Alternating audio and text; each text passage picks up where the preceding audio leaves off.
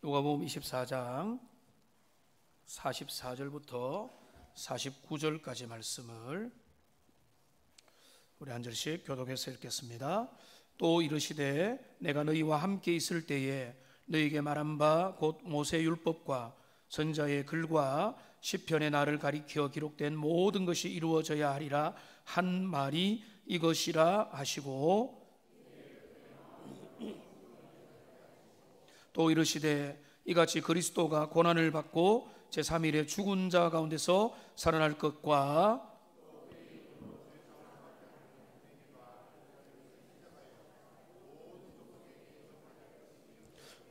너희는 이 모든 일의 증인이라. 볼지어다 내가 내 아버지께서 약속하신 것을 너희에게 보내리니 너희는 위로부터 능력으로 입혀질 때까지 이 성에 머물라 하시니라.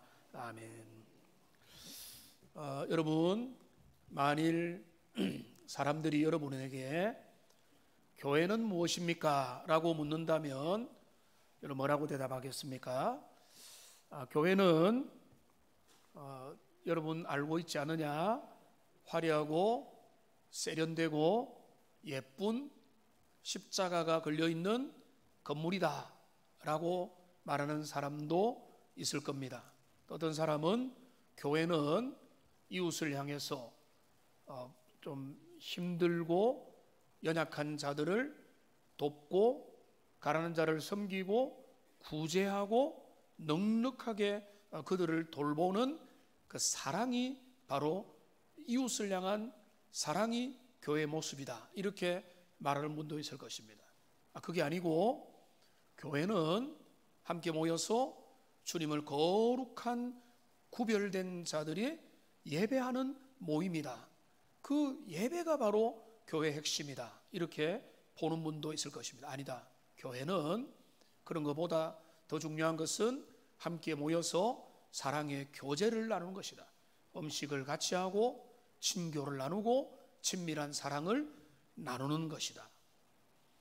교회는 건물이다라는 것을 제외하면 제가 말씀드린 모든 것들은 교회의 중요한 부분들에 속합니다. 예배하고 사랑의 교제를 나누고 또 이웃에게 복음을 전하고 주님의 따뜻한 사랑을 나누는 것, 그게 교회의 사명입니다. 근데 오늘 우리가 또 하나 붙잡아야 될, 오늘 말씀을 통해서 우리에게 들려주는 교회의 가장 중요한 사명, 그 사명은 한마디로 교회는 증인들의 공동체다. 증인들로서 부름받아서 세상에 나가서 주님이 알려준 그 말을 전하는 그 증인 공동체라고 하는 것들을 오늘 본문을 통해서 우리가 한번 살펴보기를 원합니다. 때는 예수님이 부활하신 그 저녁입니다.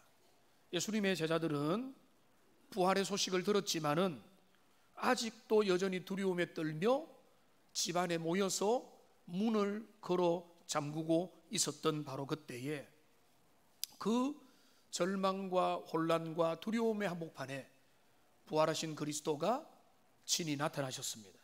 처음에 뭐라고 했습니까? 샬롬, 평강이 있을지어다라고 외친 다음에 그들에게 교회의 사명을 알려주십니다. 내가 너희들을 이 땅에 세워놓은 존재의 이유를 내가 알려주겠다, 이렇게 말씀하시는 거예요. 예수님은, 부활하신 주님은 제자들에게 교회 건축 계획서를 주시지 않았습니다. 실무 운영 매뉴얼을 넘기지 않으셨습니다.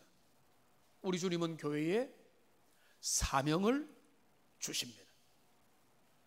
주님의 제자들에게 아직까지 혼돈과 두려움 속에 있는, 여전히 미련하기도 한 주님의 교회에게 우리 주님은 사명을 넘겨주시는 겁니다.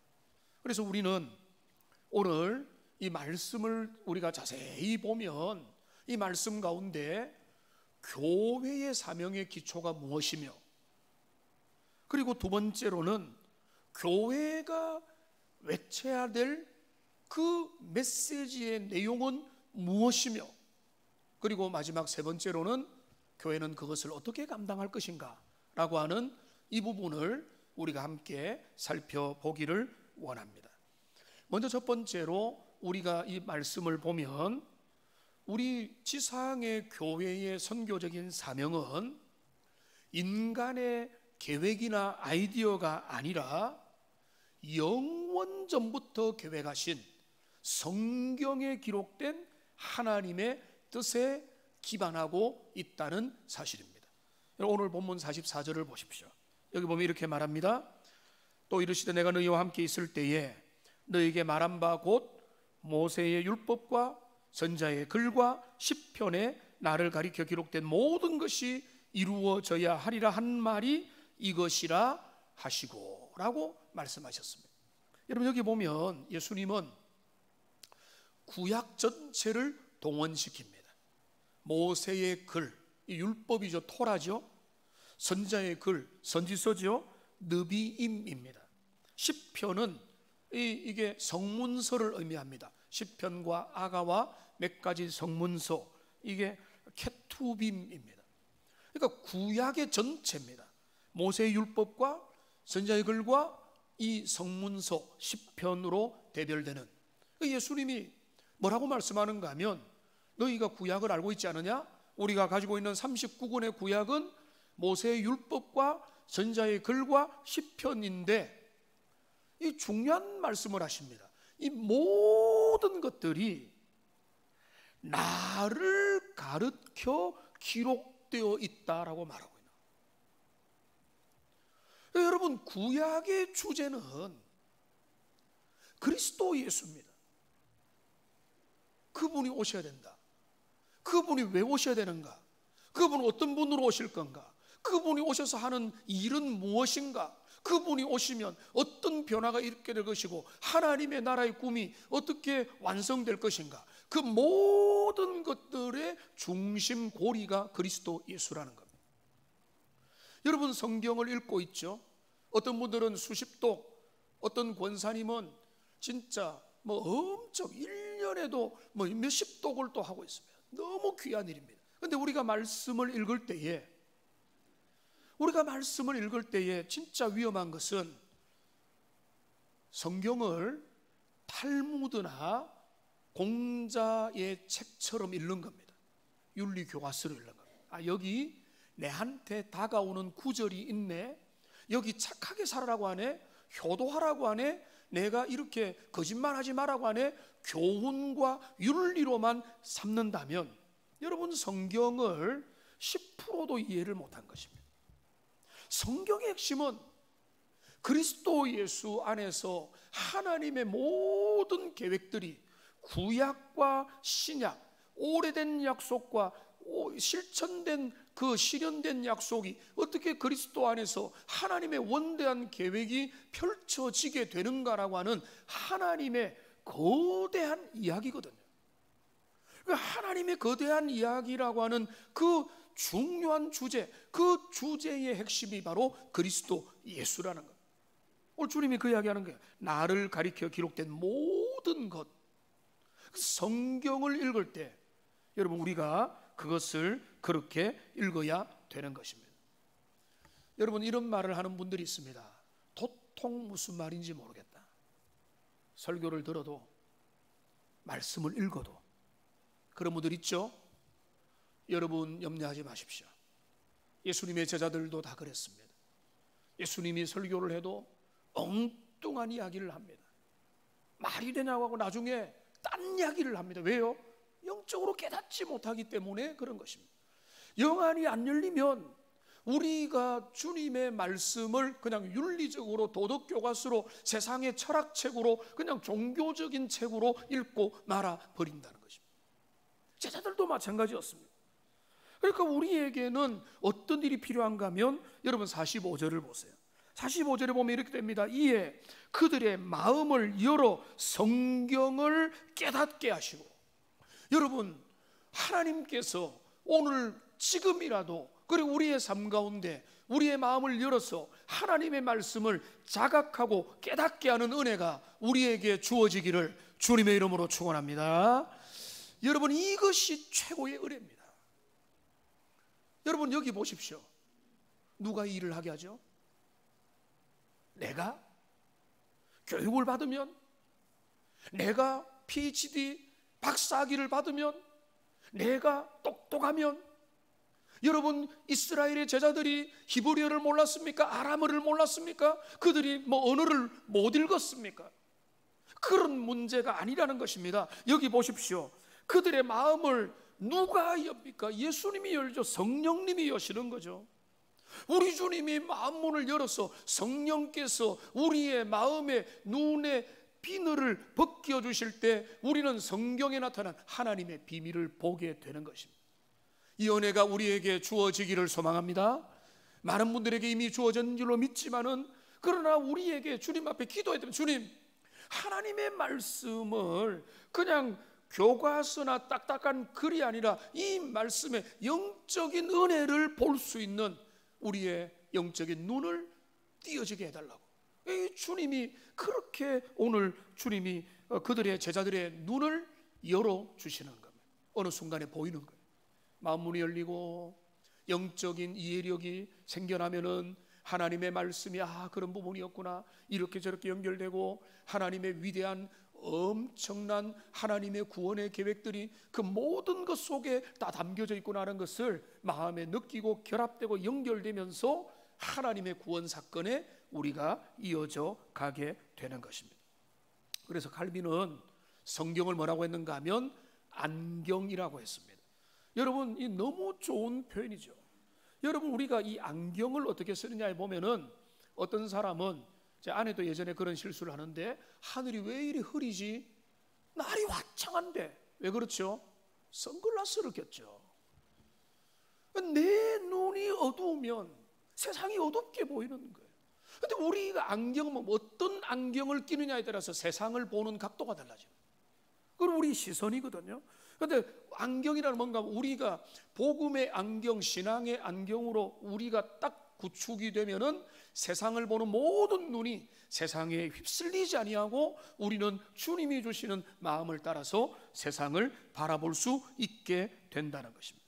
우리 주님이 제자들의 마음 눈을 열어주니까 하나님의 말씀, 구약 39권, 신약의 우리 같은 경우에는 27권 성경 전체에 대한 하나님의 계시가 우리들 가운데 확 다가오게 되고 그 새로운 영적인 세계가 열리게 되는 것입니다. 그러니까 그 말씀을 통해서 어떤 부분이 깨닫게 되느냐, 46절을 보십시오. 그러니까 또 이르시되 이같이 그리스도가 고난을 받고 제3일에 죽은 자 가운데서 살아날 것이 기록되었다. 이 모든 말씀이 그리스도에 대하여 기록되었는데, 그리스도에 대하여 기록된 모든 내용을 딱 정리를 해보면 뭔가 하면 그리스도의 고난과 십자가와 부활이더라는 것입니다. 그러니까 여기 나타난 복음의 핵심은 뭔가 하면 예수 그리스도고, 그리스도의 핵심이 뭔가 하면 그분의 십자가와 부활이더라는 겁니다. 이것이 열려야 되는 거예요. 이 모든 말씀이 우리에게 들려주는 하나님의 구원 계획의 핵심이 뭐냐? 그거는 바로 성경 전체가 지시하는 바 그리스도, 그분이 우리에게 베푸신 그 그리스도의 고난과 부활. 여러분, 이게 바로 우리가 서 있는 견고한 반석이라. 교회는 그 반석 위에 서 있습니다. 지상의 모든 교회, 은혜가 다르고 필리핀이든 인도네시아든 중국이든 베트남이든 한국이든 인도든 그 어떤 지역든 관계든 모든 교회는 언어가 다르고 피부가 달라도 어떤 기초에 서 있는가 하면 이 그리스도 예수의 십자가와 고난과 부활이라고 하는 든든한 그 그리스도의 복음의 기초 위에 교회는 서 있다. 자, 그러면 이 기초를 우리가 확인했다면 이제 이 본문을 통해서 그러면 교회는 세상에 어떤 메시지를 전해야 하는가? 교회는 세상에 어떤 말을 전해야 하는 겁니까? 여러분, 오늘 47절 말씀을 같이 한번 읽겠습니다. 또 그의 이름으로 죄사함을 받게 하는 회개가 예루살렘에서 시작하여 모든 족속에게 전파될 것이 기록되었으니. 여러분, 이 41절에 보면 우리가 전할 복음의 핵심 내용과 전할 대상이 누구인지가 여기에 잘 드러나고 있습니다. 우리는 세상에 뭘 전합니까? 교회를 선전합니까? 가짜 약을 팝니까? 그들을 끌어들여서 돈을 모아야 됩니까? 교회는 세상에 뭘 전하는 겁니까? 교회 가면 커피가 맛있더라, 그렇게 가볍게 말할 수 있지만 교회는 뭘 전하는 겁니까? 교회는 뭘 전하는가 하면 여기 본문 나와 있잖아요. 죄 사함을 얻게 하는 회개. 근데 그 근거는 뭡니까? 그리스도 예수 안에서 이룬 일. 그 그리스도 예수 안에서 회개하여 죄 사함을 받고 하나님의 사람이 되도록 하는 이 일의 증언자로 교회는 세상에 나가는 것입니다. 여러분 세상은요, 물론 세상이 모든 게 나쁜 게 아니죠. 건전하고 좋은 프로그램도 있죠. 힐링하고 마음을 안아주고 돌봐주고 치료해주고 공감해주고 대화하고 소통하고 경청하고 이런 거 얼마나 잘합니까? 여러분, 그런데 오늘날 세상은 죄라는 걸 싫어합니다. 죄라는 거 듣기도 싫고 말하기 싫고, 당신의 죄 때문에 이러면은 네가 뭔데 이렇게 나옵니다.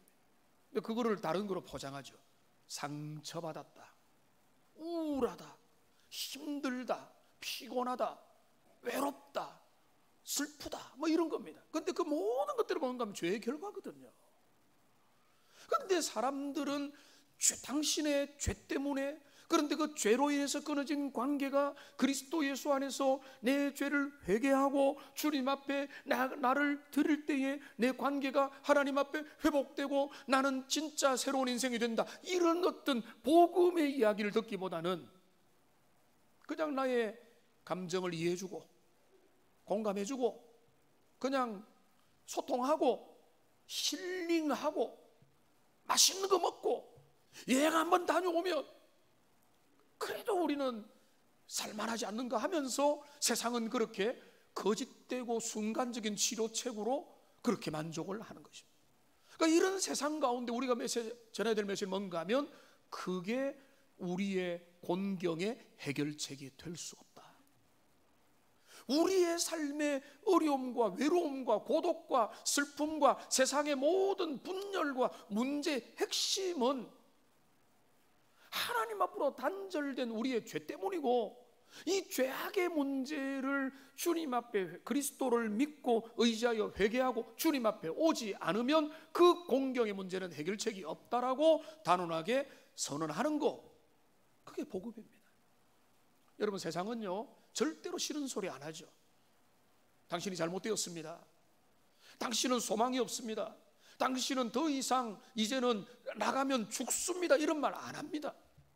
괜찮습니다, 살만합니다, 위로받으세요, 힐링과 이런 것들을 이야기하는 겁니다. 그렇게 하면 문제가 해결되나요?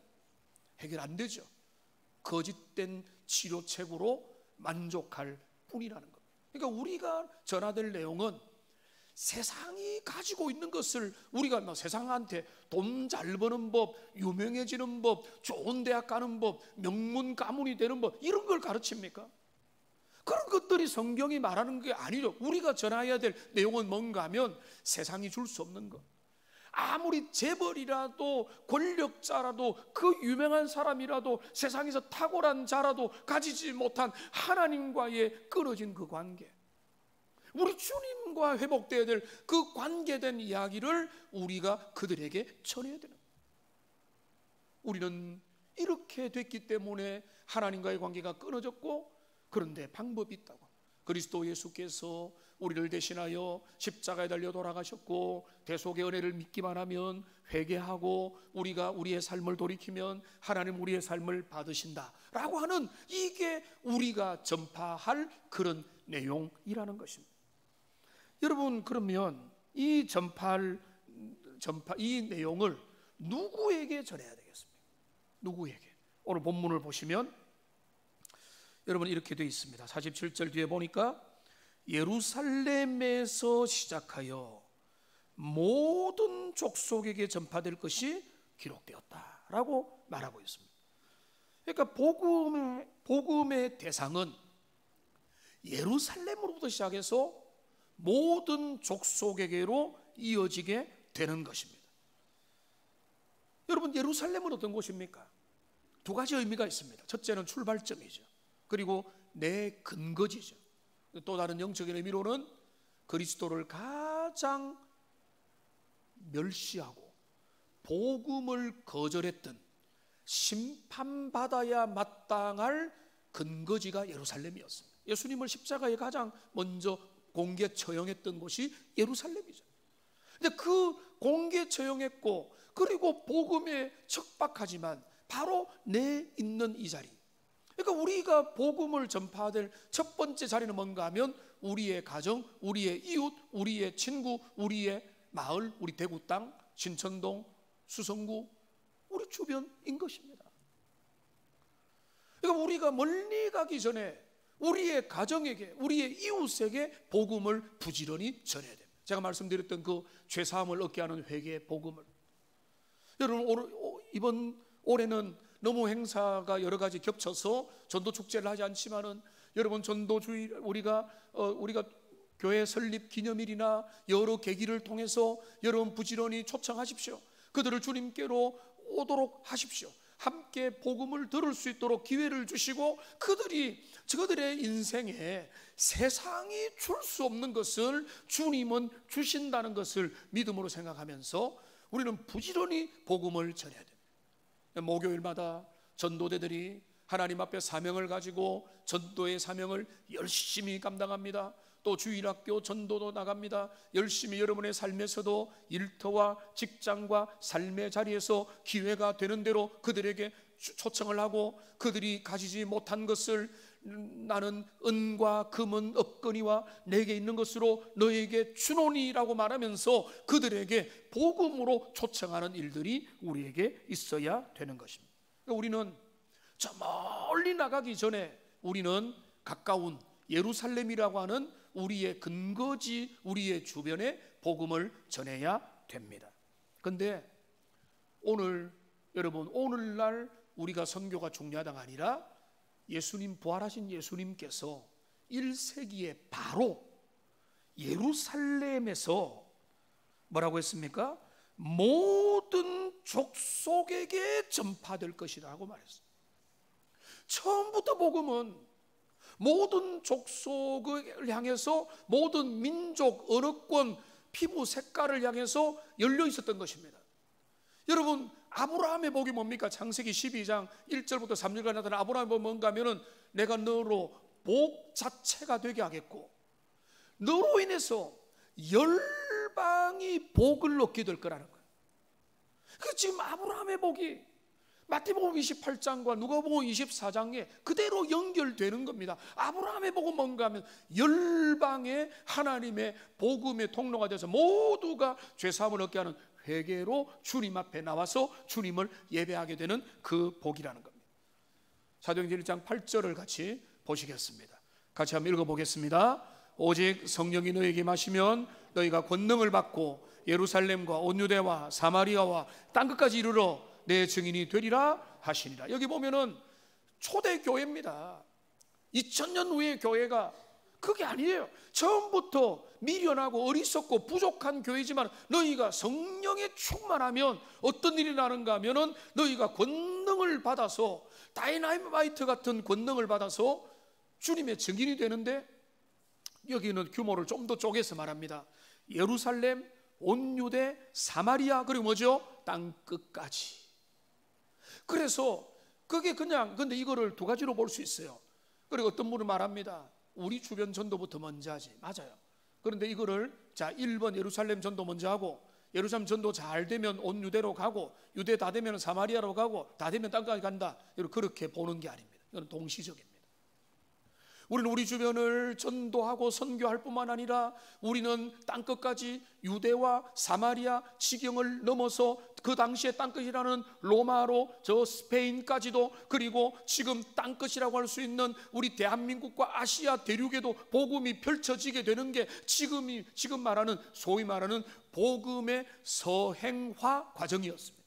복음이 서쪽으로 흘러와서 우리 대한민국을 흘러서 지금 이제 다시 예루살렘으로 가고 있다, 이렇게 볼 수가 있다는 것입니다.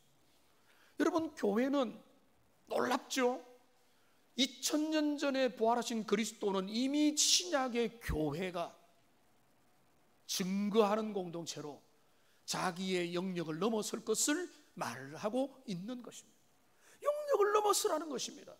우물 안에 있지 말고, 우물 안에 있는 개구리처럼 있지 말고 너의 영역을 넘어서야 된다.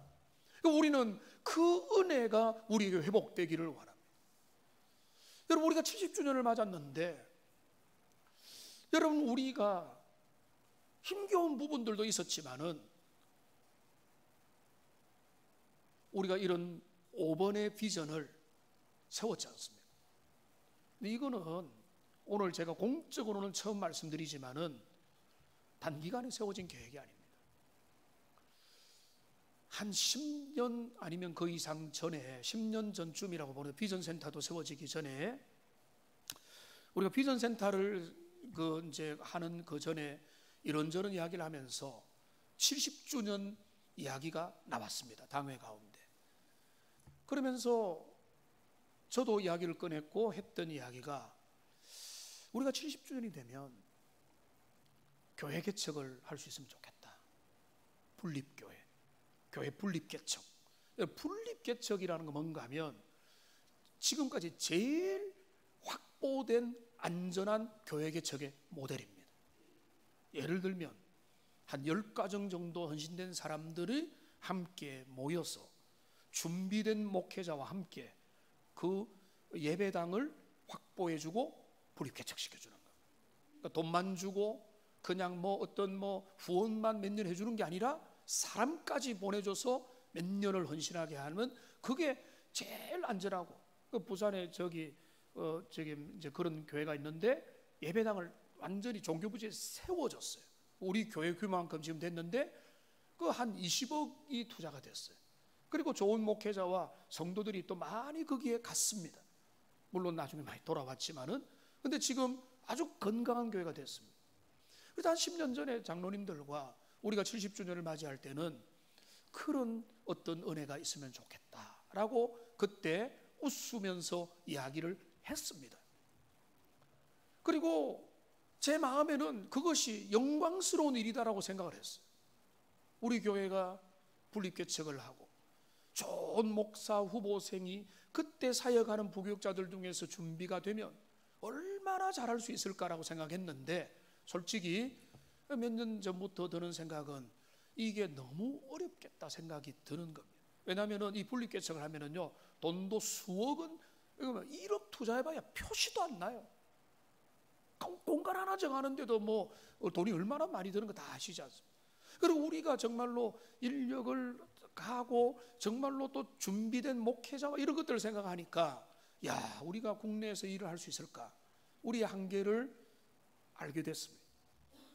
자, 그러면 우리가 70주년이 다가오는데 이 주님이 기뻐한 일, 우리의 자랑과 우리의 내가 누구 친해서 이런 일이 아니라 주님이 기뻐할 만한 일이 뭘까를 고민하고 묵상하고 또 주변에 또 권유도 하고 이러면서 뭐가 생겨나는가 하면, 그러면 국내에서 우리가 분립개척이라는 게 너무 좋고 매력적이지만 우리 한계가 있다면 우리가 그렇게는 못해도 선교지에다가 우리가 예배당을 정말로 도움이 될 만한, 그 힘을 얻을 만한 데다가 예배당을 세워드리자. 그것이 주님이 진짜 기뻐하실 일이겠다. 몇몇 분들도 그런 사인도 주셨고 너무 좋다. 그러면서 교회는 하나님 앞에 해보자 라고 하면서 선정도 안 하고 프로젝트를 세운 겁니다. 왜냐하면 우리가 챙길 사람이 있기 때문에 이걸 하자가 아니라 하나님 이 일에 은혜를 주시고 사인을 달라고, 그러면서 이제 선교위원회하고 준비하는 가운데 드디어 이제 다음 주에 필리핀 세부에 있는 이사가니 목사님 오세요. 그 가족 사진 한번 띄워주시면 좋겠는데요. 앉아 계신 흰색 입은 이분이 이사가니 목사님입니다. 이분의 교회 이름은 월드, 말씀 WORD, World for World Church, 세계 교회를 위한 말씀이라고 하는 거창한 이름의 교회인데요. 근데 저는 이 목사님 몰라요. 여러분 아는 사람 없잖아요. 우리와 전혀 관계없는 교회와 목회자들을 주님이 이어주신 겁니다. 그런데요, 이 목회는 놀랍게도 어떻게 되는가 하면, 이제 다음 주에 와서 이제 이분이 자세한 이야기를 하게 되는데, 우리와 전혀 관계없지만, 이제 됐습니다. 내려주세요. 복음으로 연결되어 가는 거죠. 근데 이분은 벌써 지금 거기에 작년 성도들 40명 정도가 잘 모이고 있습니다. 그리고 청년들, 10대들, 청소년들 해가지고 전체 합해가지고 아이들 합해서 한 70명 정도가 예배를 잘 드리고 있어요. 그리고 그 찬양 사역도 잘하고. 근데 단지 뭔가 하면 자기 건물 예배 마음껏 드릴 수 있는 공간이 없지만 거기에 활력이 있습니다. 그래서 제가 하나님 앞에서 꿈을 꾸면서 우리가 했던 원칙은 건물 하나 지어드리는 거 안 된다. 정말로 필요한 교회에 선교를 지속적으로 하고 정말로 우리가 그 열매를 함께 공유할 수 있을 만한 그런 곳이 없는가 물색하는 가운데 주님이 연결시켜 준 겁니다. 그러니까 처음부터 밑바닥부터 한번 당신이 개척해봐라 이게 아니라 거기에서 이미 말씀 사역과 여러 복음 사역을 열심히 하는 중에 그들이 능력이 부족하니까 예배당을 지을 힘이 없는 거예요. 그런 교회에다가 우리는 조금만 헌신하면, 우리가 좀 주님 앞에 마음을 쓰면 거기가 큰 힘을 얻게 되고 그 다음 세대들이 주님 앞에 일어서게 되는, 너무 좋다. 하나님의 선하신 인도, 미얀마도 있었고 몇 개 있었지만은 이렇게 주님이 인도해 주셔서 드디어 다음 주일날 이 강단에서 우리 통역자와 함께 말씀을 나누게 된 것입니다. 저는 하나님이 이를 기뻐하실 걸로 믿고 여러분 나중에 같이 마음을 모으고 함께 동참하면 좋겠습니다. 왜냐하면 여기하고 우리하고는 아무런 건덕지가 없어요. 우리가 인간적으로 지내가지고 하는 게 아니고 오직 우리는 뭔가 하면 순수하게 주님의 복음의 확장이, 어떻게 우리가 이 70주년을 맞았는데 우리가 더 전진할 수 있을까? 여러분 최근에 제 마음에 이런 생각이 들었어요. 우리 신천동에 우리 동네 이웃 주민으로 사는 분들 알겠지만은 칼라 플랜카드 현수막이 곳곳에 붙어 있습니다. 이제는 칼라로 바뀌었어요. 이제 축하한다고, 이제 모든 공적인 교회 지역 재개발의 모든 과정이 합법적으로 통과가 됐다고 축하고, 밑에 보면은 현대건설, 그 다음에 대우건설 해가지고 딱 나와 있습니다. 모든 과정의 심사가 끝났어요. 이제는 빠르면 2년, 그 다음에 중간에 철거가 들어갈 수도 있습니다. 우리의 생각과 관계없이 이제는 그 모든 일들이 진행되는데, 저는 제 마음에 부담이 있었어요. 비전센터를 지을 때도 그 뭔가 하면 우리가 우리하고 관련 없는 하나님이 기뻐하는 일을 좀 했으면 좋겠는데 그때도 그걸 제대로 저는 못했습니다. 물론 인도네시아에 우리가 하나님 앞에 최선을 다해가지고 멋진 거를 지어드렸지만은 우리가 하나님 앞에서 새로운 미래를 담아내기 위해서 주님이 기뻐할 순수한 그 주님의 복음의 일들을 우리가 지역을 넘어서 경계를 넘어서 할 수 있다면, 그리고 우리가 필리핀 세부에 정하면 좋은 게 뭔가 하면 우리의 젊은이들이 거기에 단기 선교를 가고 우리 어른들도 가서 함께 예배드리고 주변에 가서 복음도 전하고 주일학교 행사도 하고 우리의 아이들도 갈 수 있고 지속 가능한 일들이 될 수 있겠다. 뭐 이렇게 되니까 너무너무 기대하는 마음들도 있게 되는 것입니다. 여러분, 우리는 여러분 제자들도 보세요. 제자들도 그들이 3년 반 동안 주님과 함께 있어도 말씀도 모르고 무지하고 연약해 있었지만은 주님의 능력과 권능이 그의 마음을 열어주니까 그들은 능력의 증인으로 바뀐 것처럼, 여러분 오늘 우리도 그렇게 되어서 우리는 부족합니다. 우리의 실력도 미천합니다. 그러나 성령이 우리에게 은혜를 다하여 주셔서 우리가 주님이 원하는 대로 예루살렘으로부터 해서 모든 족속에게 나가는 복음 증거의 사명을 더 열심히 감당하는 우리 모두가 되기를 주님의 이름으로 축원합니다. 이 은혜가 우리에게 일어나는 것, 그게 주님이 원하는 겁니다. 그런데 여러분 제가 말씀드렸습니다. 우리의 복음의 기초 성경적이다. 성경에 그리스도를 말하고 그리스도는 뭡니까? 그리스도의 고난과 죽으심과 부활이다. 그러니까 우리가 뭘 잘하는가? 죄사함을 얻게 하는 회개의 복음을 전하는 것이다. 그 세상이 줄 수 없는 것을 전해서 오는 것이다. 누구에게? 예루살렘으로부터 모든 족속에게. 그러면 이제 마지막 정리할 게 있습니다. 누가 어떻게 그 일을 감당할 거예요? 누가? 여러분, 오늘 48절이 너무 짧아서 오늘 핵심이기 때문에 좋습니다. 48절 같이 읽겠습니다. 너희는 이 모든 일의 증인이라.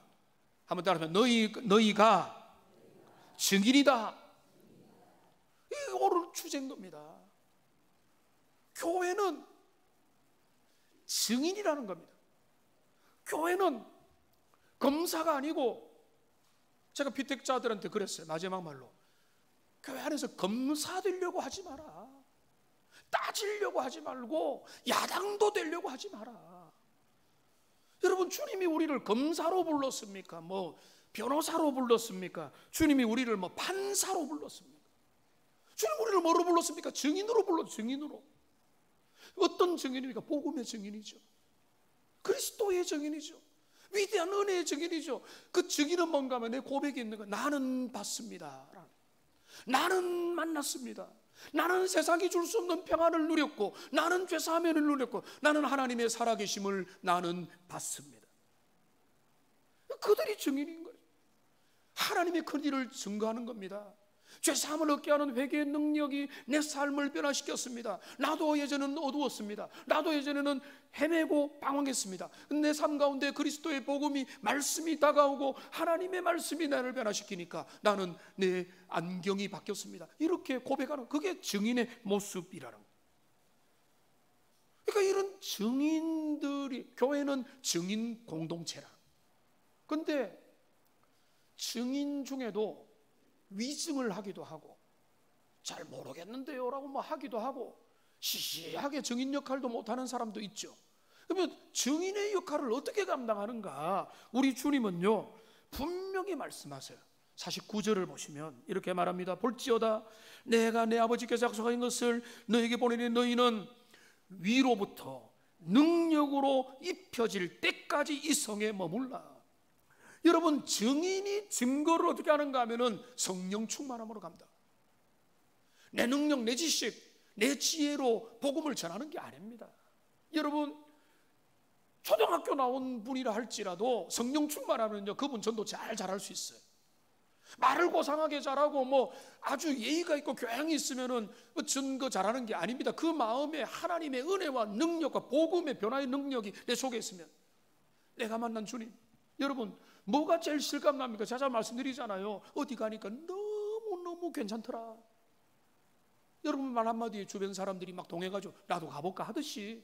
근데 그게 지어낸 이야기, 꾸며낸 사기가 아니라 내가 주님 만났는데, 내가 말씀 안에서 하나님의 은혜 가운데 복음에 접촉돼 보니까 내 인생 달라졌다. 이게 증거하는 자의 핵심이고 능력이 되는 것입니다. 우리는 사명을 받았지만은 우리는 사명을 감당할 실력이 없어요. 능력이 우리한테 오는 게 아닙니다. 오직 그분이 우리에게 새 힘을 주실 때 이것이 가능하게 될 줄로 믿습니다. 저는 저와 우리 교회가 새 힘을 얻기를 원합니다.